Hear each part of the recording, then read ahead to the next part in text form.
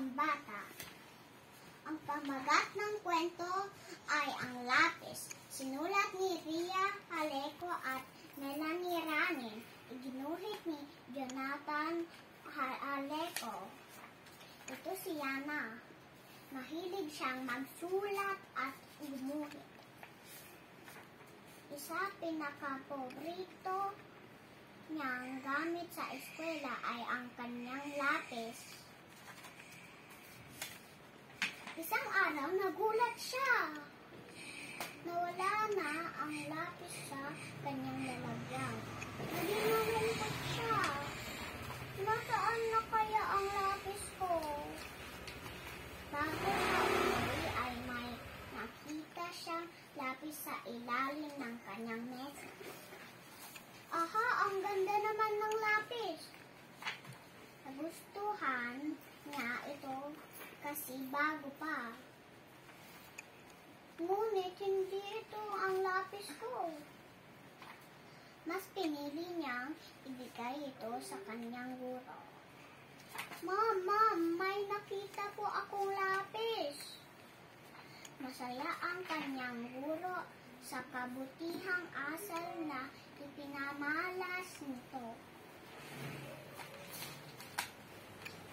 Kinabukasan, tinawag si Yana ng kanyang guro. Dahil sa kanyang ipinakitang mabuting asal, pinabigyan siya ng isang kahong lapis bilang gantimpala sa kanyang ginawa. Wow, salamat po, ma'am! Umuwi si Yana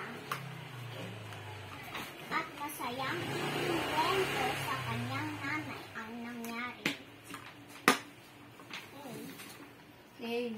May mga tanong ako, anak, tungkol sa kwentong iyong binasa. Okay? Handa ka na ba? Okay. Ano po yung pamagat ng kwento? Ang lapis. Very good. Sino ang bata sa kwentong iyong binasa? Yana. Okay. Ano ang nangyari isang araw? Nawala ang lapis niya. Okay. Very good. Ano naman ang nakita niya bago siya umuwi? Oh, lapis. Okay. Ano ang kanyang ginawa sa kanyang napulot o nakitang lapis? Binigay sa guro niya. Okay, very good. Kung ikaw si Yana, gagawin mo rin ba ang ginawa niya? Opo. Bakit? Kasi hindi sa atin yung lapis na yon. Okay, very good, anak.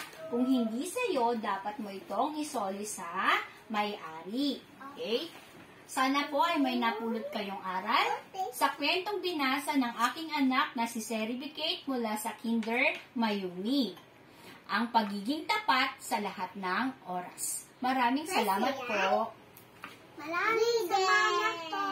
Maraming salamat po. Ay.